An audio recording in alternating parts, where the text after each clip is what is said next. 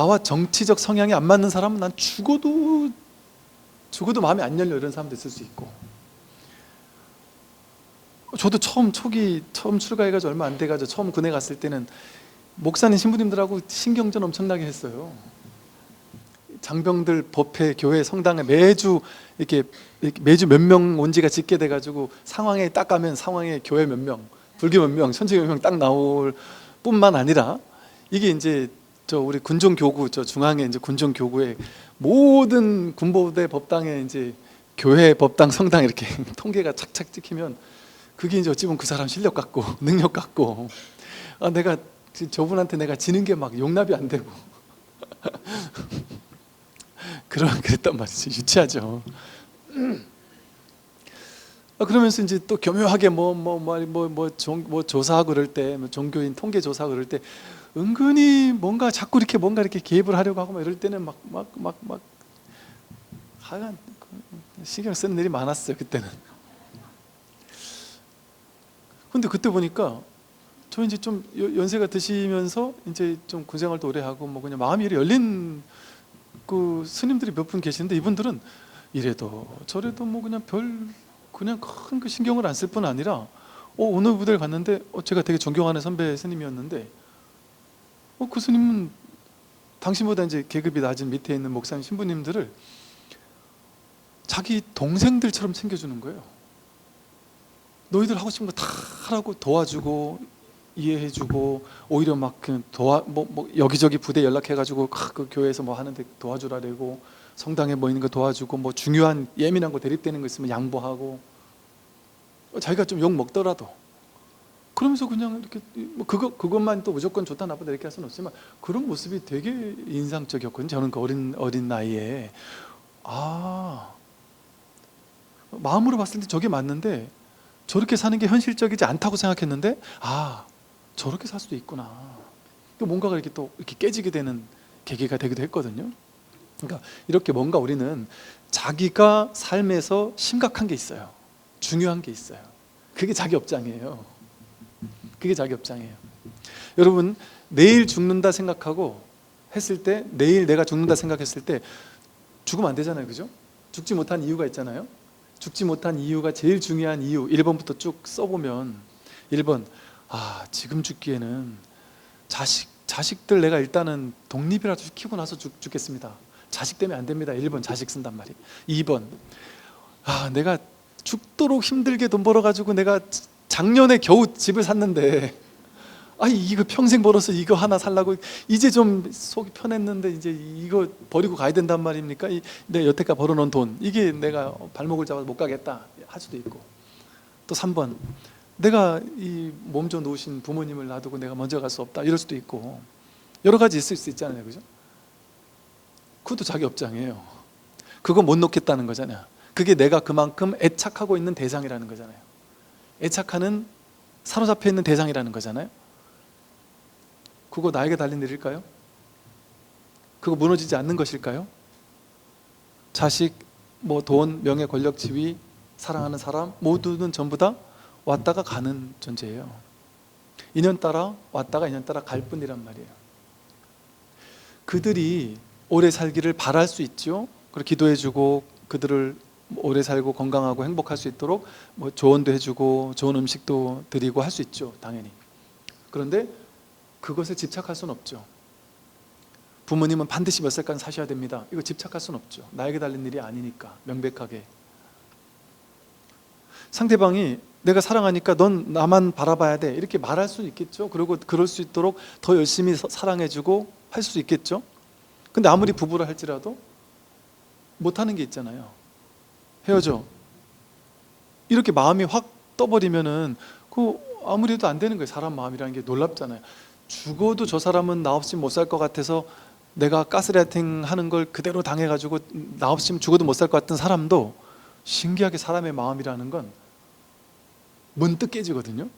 그 생각, 견해, 업장은 문득 깨지는 거예요. 여기서 말하듯이 아비지옥의 업도 문득 몰록 사라져요. 그래서 우리가 이런 거 있잖아요. 사람들이 저 사람은 나한테 완전 코 껴가지고 저 사람은 내가 확 잡고 있어서 절대 어떤 일이 있어도 저 사람은 뭐 이렇게 할 사람이 아니야, 뭐 나를 버릴 사람이 아니야, 뭐 아니면 저 사람은 이럴 사람이야, 우리는 이렇게 생각할 수 있잖아요. 그 자기 생각이에요. 어떤 사람도 그 업을 깰 만한 모티브가 없으니까 그 속에 지금 묶여서 사는 거지, 누구도. 이 사람의 놀라운 점이 그거예요. 그 생각은 한순간 깨질 수 있어요. 그래가지고 죽어도 나는, 옛날에 어르신들 분 중에는 난 남편한테 얻어맞으면서 살면서도, 남편이 바람 피고 뭐 이런 맞으면서 살면서도 한 번, 단 한 번도, 태어나서 단 한 번도 나는 그래도 남편 옆에 있어야지, 남편을 떠난다는 걸 아예 상상도 못 해본 사람이 있단 말이에요. 상상도 못 해본 보살님. 자식들도 오죽했으면 헤어지시라고, 우리가 도와드리겠다고 해도 이게 그냥 자기는 왜 그런지 모르겠다는 거야. 하도 그 남편이 어릴 때부터 너는 나 없으면 넌 바로 어디가 죽을 거란 말도 안 하죠. 뭐 이렇게 그렇게 하면서 막 그렇게 하니까 그게 이제 진짜인 줄 알고 그랬단 말이죠. 그런데 그게 꽤 오래전 얘기인데, 이 마음 공부하다가 어느 날 갑자기 그게 확 깨져버렸어요. 아, 내가 나가도 되는 거구나. 이혼할 수도 있는 거구나. 안 할 수도 있고 할 수도 있구나. 완전 당당해지는 거예요. 그러니까 완전 자신만만하게 공부가 탁 되놓으니까 남편한테 가가지고 좀 와서 좀 앉아봐. 똑바로 들어. 똑띠 들어. 단디 들어. 나 거짓말 그냥 하는 소리 아니다. 내가 지금 나가야 되겠다. 근데 당신이 요렇게 하는 것 때문에 난 나가야 되겠다. 같이 못 살겠다. 그러니까 콧방귀도 안 끼더라는 거죠. 오케이, 알았다. 나 나간다. 그때 이제 이 사람이 잡더라는 거죠.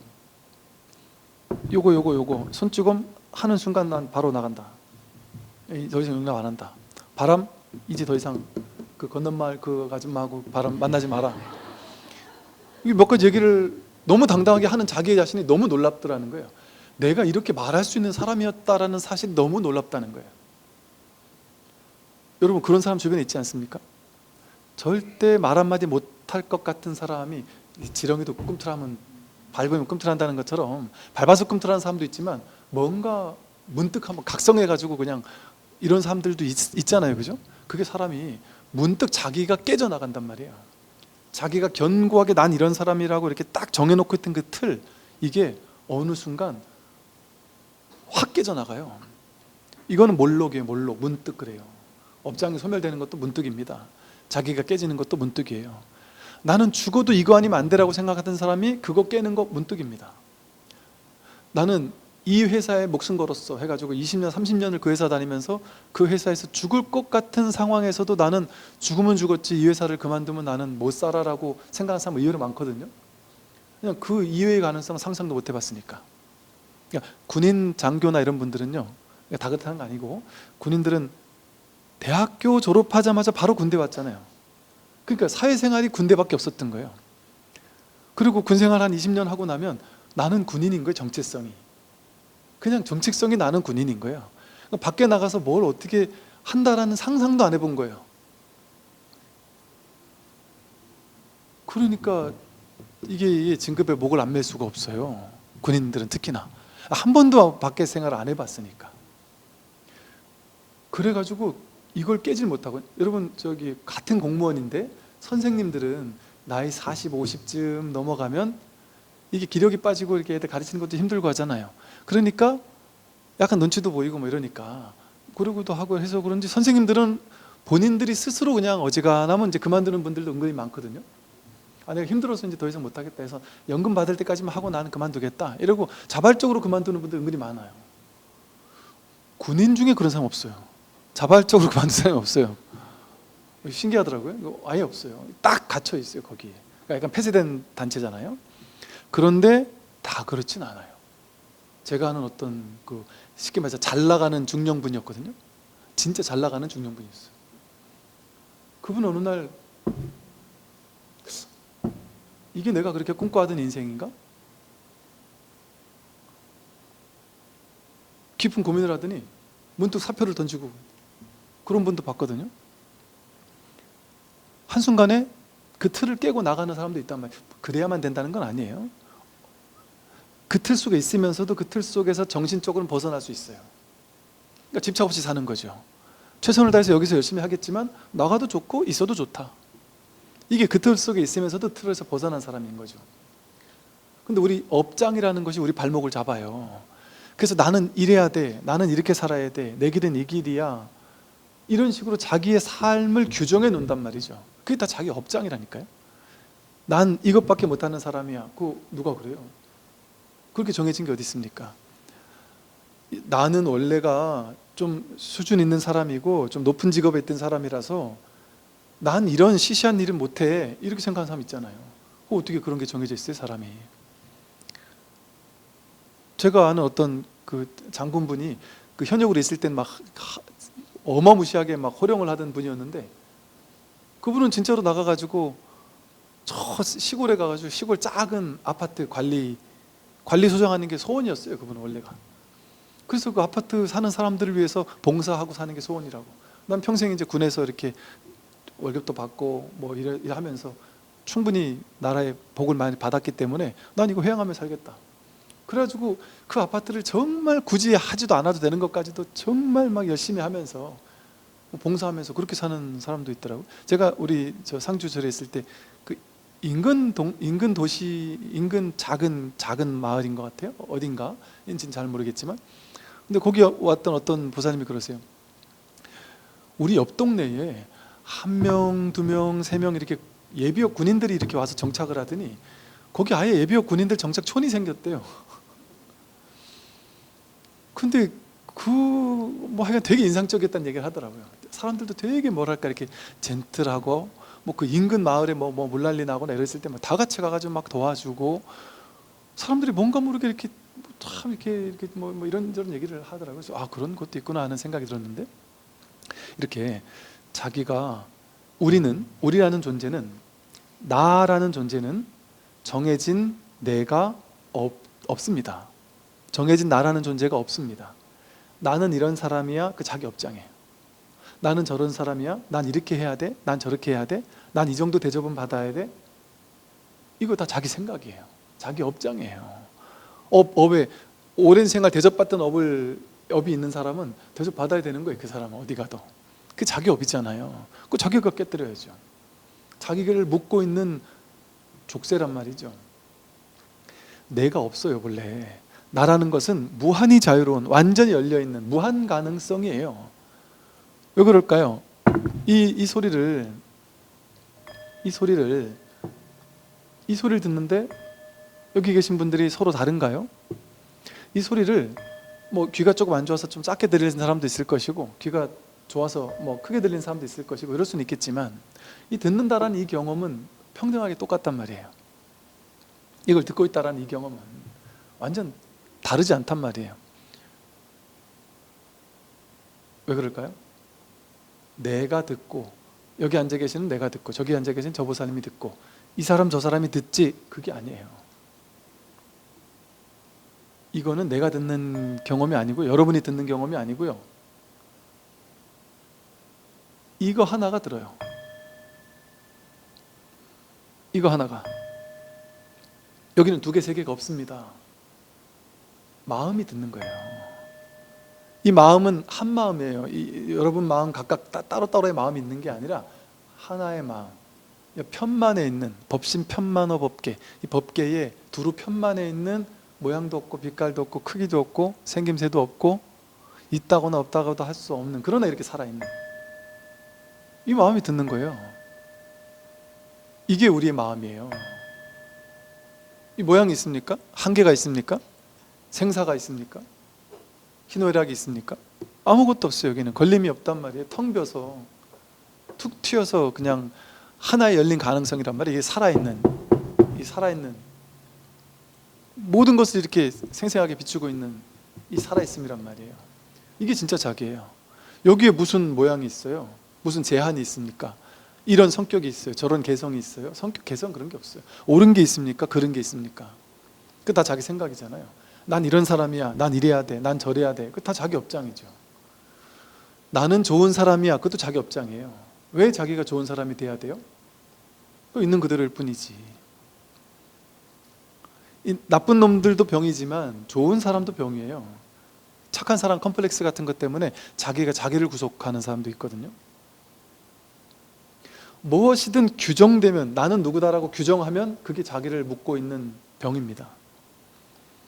우리는 그 무엇으로도 규정되지 않는 완전히 활짝 열린 존재예요, 본래가. 근데 나의 살다 보면 이 현실 세계에서는, 이 사법계라는 현실 세계에서는 나의 개성도 있고, 이 얘의 외모도 있고, 얘가 잘하는 어떤 특출난 능력도 있고, 다른 모습들이 있잖아요, 그죠? 근데 그것이 영원불별한 내가 아닙니다. 내가 실력 있다고 해서 그건 내가 실력 있는 게 아니라, 실력 있는 이 캐릭터가 그냥 뭐랄까, 게임 같은 것도 보면 게임 세계 속에 내가 캐릭터 하나 정해가지고 들어가서 그 안에 들어가서 게임을 하잖아요. 꿈을 꾸더라도 사실은 꿈 전체가 나잖아요. 꿈속에 있는 등장인물 100명이 있었으면 그 100명이 전부 다 내가 만드는 거잖아요. 그런데 우리는 꿈을 꿀 때는 항상 꿈속에 내가 있죠. 나라는 거를 가상으로 만들어 놓은 거예요, 캐릭터로. 얘가 나 이래 놓고 원래는 얘가 내가 아니라 전체가 난데, 이게 그냥 좀 친밀하게 가까이 있는 하나의 캐릭터인 거예요. 그냥 금생에 여기서 그냥 가까이 보고 있는 캐릭터인 거예요. 그러니까 이게 내가 아니란 말이죠. 그러니까 얘가 남들보다 우월해도 우월감을 느낄 이유가 없죠. 얘가 남들보다 열등해도 열등감에 쩔어 있을 필요가 없죠. 그런 나는 다 분별망상이니까. 이런 나 저런 나, 어떤 업을 지은 나, 죄가 많은 나, 그거 다 자기 업장이라니까요. 그런 나가 없어요. 죄라는 게 본래 없습니다. 업이라는 것도 본래 없습니다. 우리의 이 텅 빈 본 바탕에는 업이 붙을 자리가 없어요. 그래서 이 자기 마음 하나 깨닫고 나면, 이게 나구나라는 걸 확인하고 나면, 이 캐릭터가 지니는 이것은 그냥 인연 따라 생겨나고 사라지는 인연법이구나. 그냥 인연법이 펼쳐지는 걸 그냥 구경할 뿐이에요. 보고 있을 뿐이에요. 그게 내 캐릭터의 내 성격이 아니고 그냥 목격하고 있는 것 뿐이에요. 그냥 구경하는 거예요. 그냥 그게 내 거가 아니에요. 진정한 자기는 그냥 무한하게 열린 가능성이에요. 어떤 것도 내가 아니에요. 어떤 무엇으로도 나는 규정되지 않아요. 그리고 활짝 열려 있죠. 모든 세상을 향해 마음이 활짝 열려 있죠. 또 취사간택할 건 취사간택 하더라도, 취할 건 취하고 버릴 건 버리더라도 거기에 과도하게 집착하지 않은 채 자유롭게 취할 건 취하고 버릴 건 버려요. 취하고 버리고 다 하는데 자기는 취하지도 않고 버리지도 않는 사람이에요. 그게 하되 함이 없이 하는 거예요. 겉으로 봤을 때는 우리랑 똑같이 살아요. 취할 건 취하고 버릴 건 버리고, 회사에서는 일 열심히 하고 진급하려고 노력하고, 그러나 돼도 좋고 안 돼도 좋고, 근원에서는 내 맡겨 있는 상태지만 이걸 안 믿을 수도 있어요. 옆에 사람은 저 사람이 깨달아서 집착이 없다고? 옛날보다 더 열심히 사는데? 옛날보다 더 열심히 사는 것처럼 보일 수도 있어요. 이 순수한 열정이 그냥 자기를 끌고 가니까, 내가 사라지니까 전체가 자기예요. 그러니까 이 캐릭터에 그냥 순수한 갓난애기들이 뭐 의도가 있습니까? 뭐가 있어요? 아무것도 없잖아요. 근데 놀 때 보면 죽어라고 죽도록 놀잖아요. 온 힘을 다해 놀잖아요. 아무것도 아닌 거 가지고 노래 하나만 틀어주고 춤추고 뛰놀면서 죽을 힘을 다해 놀잖아요. 굳이 무슨 에버랜드니 막 엄청 비싼데 비싼 돈 들여가지고 막 비싼 장난감 갖다가 주지 않아도 엄마 아빠의 분별심에서는 눈물을 뚝뚝 흘리면서, 딴 집들은 엄마 아빠가 돈을 많이 벌어가지고 저 비싼 20만 원 30만 원짜리 장난감을 턱 사다 줘서 애들이 좋아한다는데, 나는 저것도 못 사주고, 나는 비참한 아빠고, 우리는 가난하고 불쌍해가지고 아이한테 저런 거 하나 못 해주는 부모야 하면서 눈물을 흘리잖아요. 부모님은. 그럼 부모님만 눈물 흘리는 거죠. 그거는 애들은 그런 거 없다니까요. 막상 그 애가 그거 가져놓는 거 보고서 막 부러워했어도 울었어도 그때뿐이라니까. 걔네들은 집에 딱 들어와서 딴 거 사탕 같은 거 입에 하나 넣어주면 끝이에요. 그냥 그거 뭐 붙잡아 집착하지 않는단 말이에요. 근데 부모님들은 그게 계속 마음에 남아있죠. 그래도 사줘야 되는데, 좀 무리를 해서도 사줘야 되는데, 뭐라도 해서 내가 밤에 어디요 무슨 배달 알바라도 해가지고 사줘야 되나, 뭐 분별망상이 막 많단 말이죠. 그게 사라진단 말이죠. 그러니까 이게 진짜 자기거든요. 진짜 자기로 깨어나는 자유죠, 자유. 그 무엇도 내가 아닌 거예요. 나의 제한된 갇혀있는 업장에 사로잡힌 그런 삶을 살지 않는단 말이에요. 그게 진짜 자유예요. 그러니까 이렇게 되었을 때 물론 이 개인이라는 캐릭터는 여전히 업장에 저촉받아요. 그래서 이 캐릭터는 여전히 병이 날 수도 있고 아플 수도 있고, 옛날에 내가 나쁘게 한 사람이 나한테 복수할 수도 있고, 내가 깨달아도 여전히 좋고 나쁜 일은 계속 벌어져요. 왜 그러냐면 그렇게 제한된 존재처럼 보여요. 그래서 이 몸이 있는 열반을 얻었지만 몸이 있는 열반을 유여의 열반 이렇게 불러요. 열반은 열반인데 유여의 열반이라 해서 이 번뇌 티끌 업장에 이것을 완전히 여의지 못했다는 거예요. 왜? 이 캐릭터에 아직은 저촉이 되고 사니까. 얘가 밥을 안 먹으면 배가 고픈 걸 느낀단 말이죠. 얘의 업장을 느끼며 산단 말이죠. 그러니까 완전한 열반은 아니라는 소리예요. 그 말이, 유여의 열반이. 그런데 죽잖아요. 돌아가시잖아요. 열반하시잖아요. 그럼 부처님이 돌아가시는 거를 죽었다 이렇게 안 하고 열반에 드셨다 이러잖아요. 그걸 반열반, 무여의 열반, 즉 완전한 열반이라고 부른단 말이에요. 완전한 열반에 드셨다, 정멸에 드셨다. 그게 진짜 열반이란 말이에요. 그러니까 이 몸을 가지고 있는 동안은 내가 자유로워도 자유롭지 않으면서 자유로운 거예요. 하되 함이 없이 하듯이. 그러니까 뭐랄까, 여러분이 깨달은 사람이 부럽고 깨닫지 못한 나는 이 갭이 너무 크잖아요.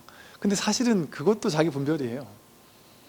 깨달은 사람도 현실적으로는 자기 복 따라 사는 거예요.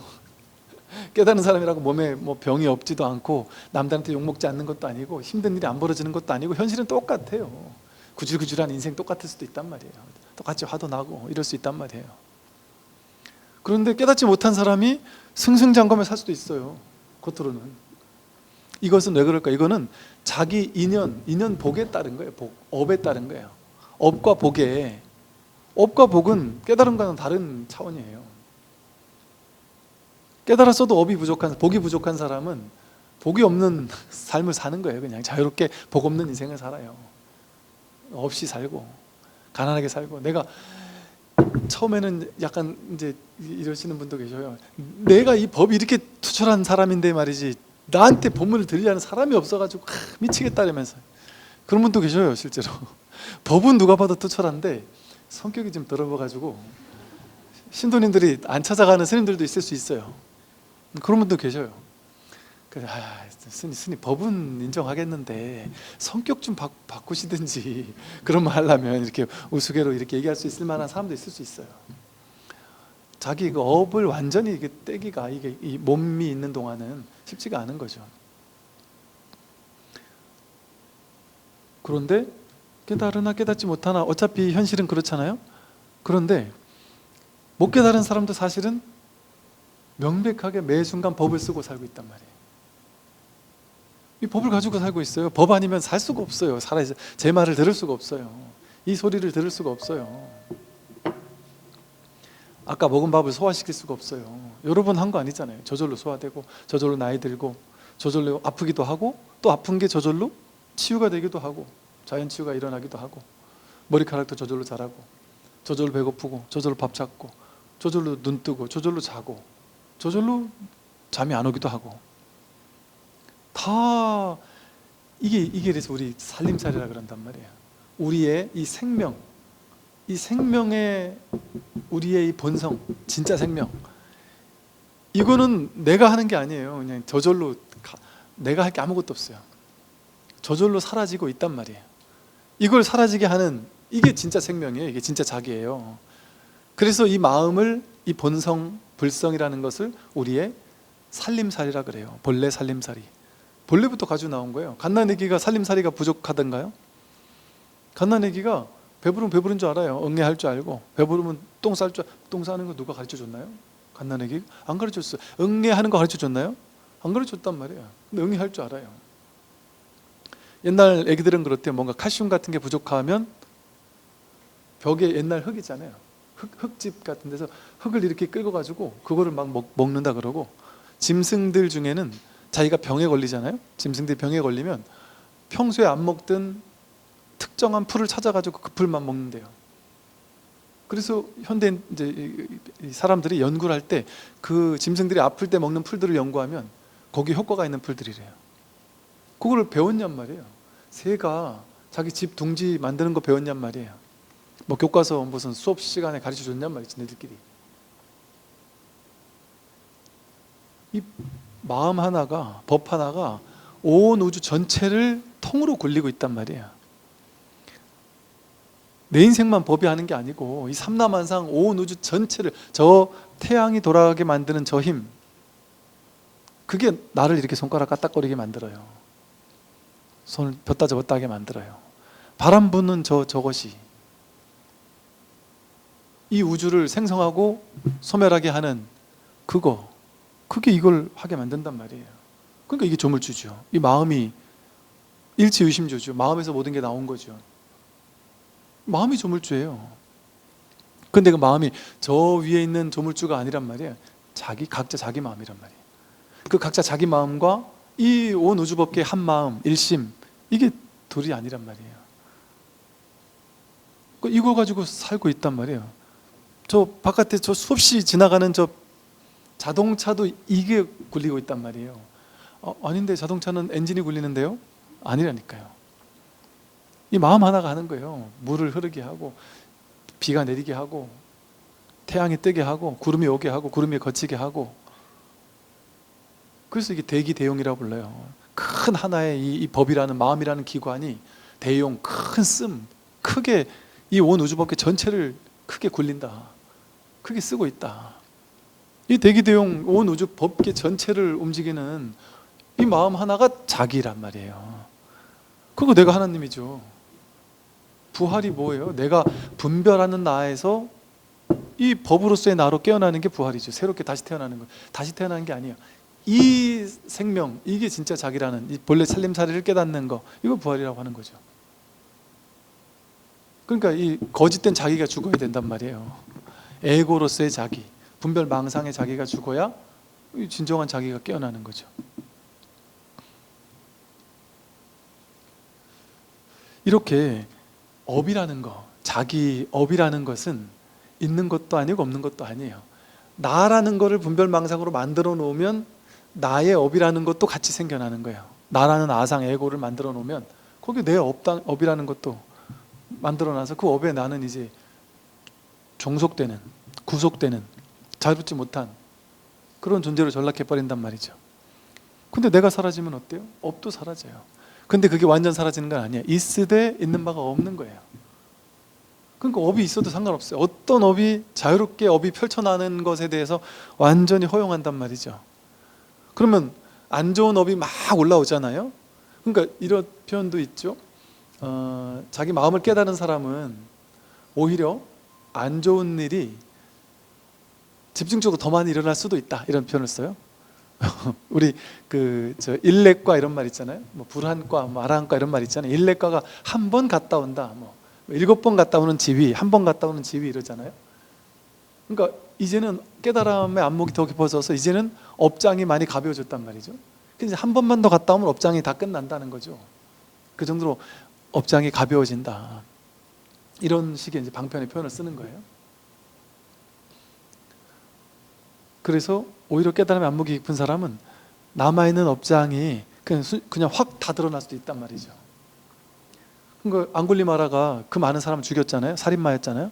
근데 깨닫고 나서 부처님 승가로 왔어요. 그래서 아랑과를 증득했어요. 그럼에도 다른 스님들과 똑같이 매일 바루를 들고 탁발을 나갔단 말이에요. 탁발 나갈 때마다 자기가 죽인 마을 사람들의 가족 형제들이 있을 거 아니에요. 걔네들이 맨날 앙굴리마라가 오면은 앙굴리마라를 끌고 골목길로 데리고 가지고 막 발로 차고 피 터지게 만들고 막 돌로 찍고 막 그렇게 하면은 그 피투성이로 음식을 탁발해가지고 또 절에 들어오고, 또 앙굴리마라 공양 그릇에만 음식이 없었다래죠. 그 아랑가를 증득해도 자기가 받아야 될 업보는 받는단 말이에요. 근데 오히려 막 더 왕창 받을 수도 있단 말이에요. 아주 기쁜 마음으로 받는단 말이죠. 이렇게 괴로운 일이 생기는 것은, 우리가 마음 공부를 하는데도 불구하고 괴로운 일이 생기는 것은, 그전에는 괴로운 일이 생길 때 나는 왜 이렇게 재주가 없지?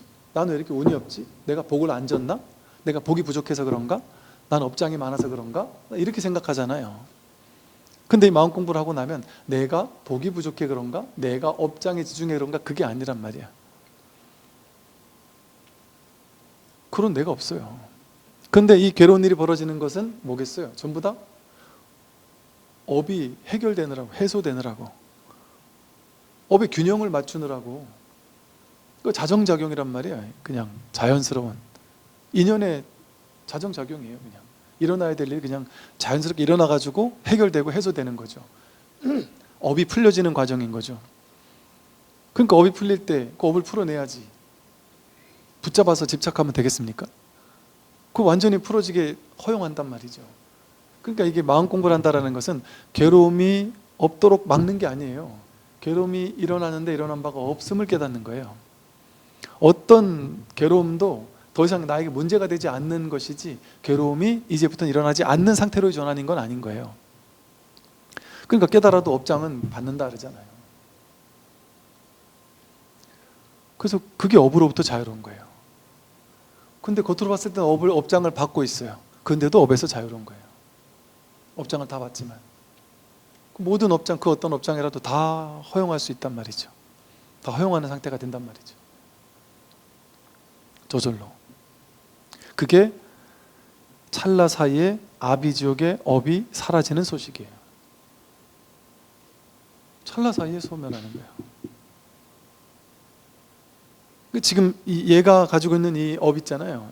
여러분 각자 그 캐릭터 가지고 있는 업, 그건 뭐 크게 신경 쓸 필요 없습니다. 그냥 내가 조종 통제하려고 하면 더 힘들어요. 조종 통제가 되지도 않고 그냥 냅두면 돼요. 그냥 냅두면 벌어질 일이 벌어져요. 그런데 얘가 또 자기 분별 의식 있잖아요. 자기 생각 있잖아요. 뭔가 자기가 또 하고 싶은 일이 있잖아요. 세상에. 내가 돈은 벌어야지 밥을 먹잖아요. 돈은 벌어야 되는데 뭐 하고 먹지에 대한 자기 특화된 자기가 뭐 좀 할 줄 아는 게 있을 거 아니에요? 꼭 열심히 하면 된단 말이죠. 그냥 인연 따라서. 주어진 삶을 그냥 최선을 다해 사는 거예요. 무엇이 됐든 자기답게. 남들 인생 기웃거릴 필요가 없죠. 그거는 이 캐릭터의 업을 이 캐릭터답게 소화해야 되는데, 남들 캐릭터는 남들 캐릭터만의 업이 있단 말이에요. 저 사람은 저 사람만의 업이 있고 난 나만의 업이 있는데 왜 저 사람은 저렇게 잘 나가는데 나는 왜 이렇게 못 나가냐고. 너무 어리석은 생각이죠. 이것은 너무 어리석은 생각이죠. 제 옛날에는 저랑 경제력도 비슷하고 성적도 비슷했는데 쟤는 왜 저렇게 잘 나가죠? 업이 다르니까요. 업은 우리가 볼 수 없단 말이에요. 그러니까 비교 대상이 없어요. 이 세상에는 자기랑 업이 똑같은 사람은 없잖아요. 비교한다는 게 허망한 망상분별인 거예요. 비교할 사람이 아무도 없어요. 나보다 아무리 못난 사람도 나보다 훨씬 윗자리를 차지할 수 있어요. 당연히. 어록에는 이런 말도 있어요. 이 세상에 가장 바보 천치 같은 어리석은 이게 정신 이상자 바보가 휘두른 칼에 깨달은 도인이 맞아서 죽을 수도 있다. 인과 업보의 세계에서는 그런 일이 벌어질 수 있어요. 목련존자도 그래서 죽은 거 아니에요. 그게 업이 풀려나가는 과정에서는 그런 일이 벌어질 수 있단 말이죠. 그러나 그렇게 해서 이 캐릭터가 죽는다 할지라도 그건 내가 죽는 게 아니에요. 나는 죽을 수가 없어요. 불생불멸하는 진짜 자기는 죽을 수가 없어요. 늘 깨어있고 늘 살아있기 때문에. 이게 업장을 소멸하는 거예요. 그러니까 업장을 소멸했는데 업은 그대로 등장해요. 근데 거기에 내가 깊이 개입해서 심각해하고 사로잡히지 않는단 말이에요. 업장이 나를 이제 더 이상 어떻게 할 수 없단 말이죠. 그게 이제 업에서 노연하는 거죠. 이렇게 이 마음 공부라는 것은 자기 업에서 완전히 자유로워지는 공부예요. 그래서 찰나 사이 아비지옥의 업이 소멸된다고 했고, 그 다음을 보면 뭐라고 했냐면 만약 거짓말로 중생들을 속인다면 영원토록 발설지옥의 업보를 자초하게 된다고 나오거든요. 그러나 거짓말로 중생들을 속인다면 거짓말, 중생, 속이는 이게 다 분별을 얘기하거든요. 이렇게 실상을 증득하면 문득 아비지옥의 업이 사라지는데도 불구하고 분별망상에 끌려가기 시작한다면 분별망상이라는 그 삿된 거짓말에 내가 그걸 실제인 줄 알고 진짜인 줄 알고 그걸 진실인 줄 알고 거기 끌려가고 거기 사로잡히게 된다면 나도 속이고 중생도 속이는 거예요. 분별망상을 가지고. 그렇게 되면 영원토록 발설지옥의 업보를 자초하게 된다. 분별망상에 끌려다니면 그게 바로 업보란 말이에요. 내가 거짓말을 했으니까 거짓말하는 과보, 발설지옥. 말이 거칠고 말로 거짓말하고 말로 나쁜 말하고 남들 상처 주는 말하고 입으로 나쁜 말을 많이 한 사람은 발설지옥에 간다. 발설, 혀 설자, 뽑을 발자, 혓바닥을 쫙 뽑아가지고 여러분 그쪽에 계시는 그 혓바닥을 이렇게 쫙 뽑아가지고 이렇게 저기 옛날에 그 밀가루 이렇게 반죽해서 이렇게 하면은 막 길어지듯이 얇게 해가지고 이렇게 길게 이만하게 혓바닥을 만들어가지고 요 위에 이제 면도칼 같은 칼날 가지고 이렇게 옛날에 곡괭이질 하듯이 칼로 이렇게 고랑을 파듯이 이제 혓바닥 위에서 소가 쟁기질을 한다. 혓바닥 위에서 칼로 이게 난도질을 한다 이런 말이거든요. 그런 과보를 자초하게 된다. 걱정 안 하셔도 돼. 그런 지옥이 뭐 따로 있겠습니까? 이게 상징이죠, 상징. 불교에서 말하는 모든 가르침은 전부 다 상징이에요.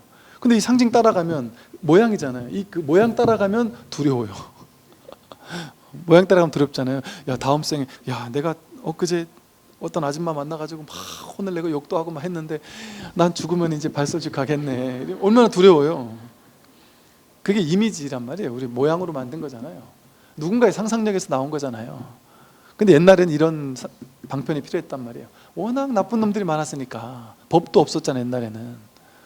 법이 없는 시대에서는 막 죽이고 막 돈 뜯어가고 이래도 누가 어떻게 제재할 수가 없었잖아요. 힘 있는 사람은 제재할 수 없었을 거 아니에요?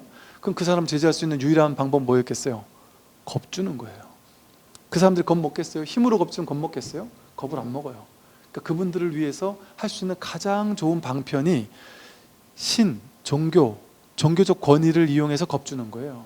그 나쁜 놈들한테는. 여러분 그 영화나 드라마를 봐도 그렇고 실제도 그런데 그 영화나 드라마 같은 거 보면 옛날에 보니까 모르겠어요. 엄청 오래된 건데 어떤 수녀님들을 납치를 했어요. 근데 이제 납치한 줄 모르고 이놈들이 납치를 하고 이제 보쌈을 해서 납치를 하고 나서 차에서 딱 풀어보니까 수녀님들이라. 그랬더니 그 악랄하던 막 사람 막 죽이는 나쁜 놈들이 서로 난리 났어요. 이제 야, 이거 어떻게 된 거야? 이 수녀인지 몰랐잖아 이러면서 야, 네가 죽여. 난 죽어도 못해. 난 딴 사람은 죽여도 나 수녀들은 절대 못 죽인다 이러면서 재수 없다 이러면서 바깥으로 보내잖아요. 그러니까 그게 실제 우리 마음이 그렇단 말이에요. 자기네들도 아무리 천하의 나쁜 놈들도 왠지 그 종교적 여기에 대한 두려움이 있단 말이에요.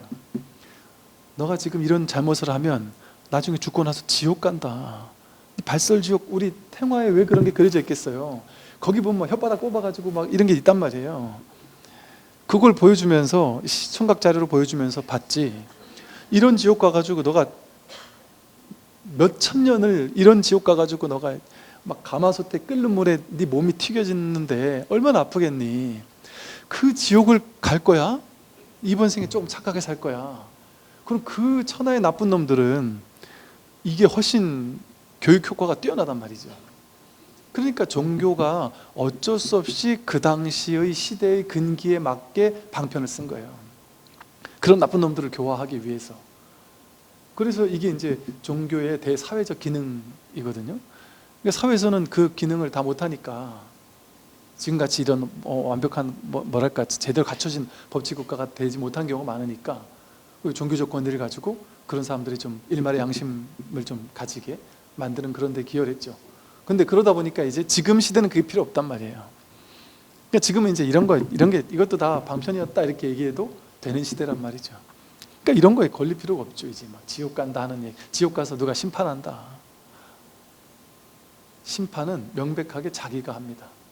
자기가 자기를 심판해요. 자기 분별망상이 맞다 틀리다 옳다 그러다 내가 잘했다 못했다 난 인생 잘 살았다 못 살았다 자기가 자기를 심판하는 것만 심판이에요. 나를 심판하는 내 바깥에 누군가가 없어요. 내 바깥에 누군가가 나를 심판해도 내가 그걸 믿느냐 안 믿느냐에 따라서 내가 그게 괴로울지 안 괴로울지가 결정되잖아요. 모두가 자기가 만드는 거예요. 그래서 지옥 누가 만들어요? 자기가 만들어요. 명백하게. 굳이 지옥이라는 그 힘든 데를 만들기 우리 무슨 에버랜드 같은 테마파크 하나 만드는데도 엄청 대기업만 만들 수 있잖아요. 힘들게. 그 지옥을 누가 만들겠어요? 힘들어서. 그 월급 주면서. 지옥을 굳이 만들 필요가 없단 말이에요. 지옥은 명백하게 자기 마음에서 자기 분별망상이 지옥이에요. 분별망상을 쫓아가면 분별망상하는 탐진치 삼독을 일으켜요. 나라는 분별망상을 일으키면 나라는 분별망상에서 내가 좋아하는 걸 취하고 싶고 탐심, 내 뜻대로 취해지지 않을 때 화가 나고 진심, 내 걸로 취하거나 버려야 된다라는 그 기준점이 생기는 그게 분별망상 치심이거든요. 이 탐진치 삼독이 생겨나니까 나 탐진치 삼독 이게 생겨나니까 내 뜻대로 탐내는 걸 갖고 싶어서 남들한테 나쁜 짓도 하고 나쁜 말도 하고 나쁜 생각도 하고 이러면서 업을 짓는 거예요. 그 분별망상이 발설지옥을 자초한단 말이죠. 발설지옥만이 아니라 모든 지옥을 말로 생각으로 행동으로 하는 모든 업보에 대한 과보를 초래한단 말이죠.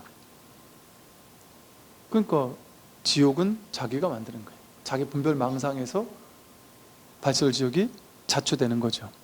그리고 또 다르게 해석을 한다면 이 법인 말을 하는 게 중요한 거예요. 법다운 말, 지혜로운 말. 그 말은 뭐예요? 과도하게 사로잡히지 않은, 집착하지 않는 말, 실체화되지 않는 지혜에 입각한 말을 하면 그거는 다 복을 짓는 일이에요. 공덕을 짓는 일이고 선근 공덕을 쌓는 일이에요. 집착하지 않는 이 법에 입각한 말과 생각과 행동은 그거는 뭐랄까 엄청나게 큰 속도로 업장이 뭉텅뭉텅 녹아내리는 일이에요. 이 법문을 듣는 일, 이 법답게 사는 일, 늘 자기 생각을 따라가지 않고 생각 이전에 이 아무 일 없는 이 자리에서 있는 그대로 비춰보는 일, 이게 명상이죠. 지관, 멈추고 보는 일, 이게 업장을 소멸하는 길로 가는 길이거든요.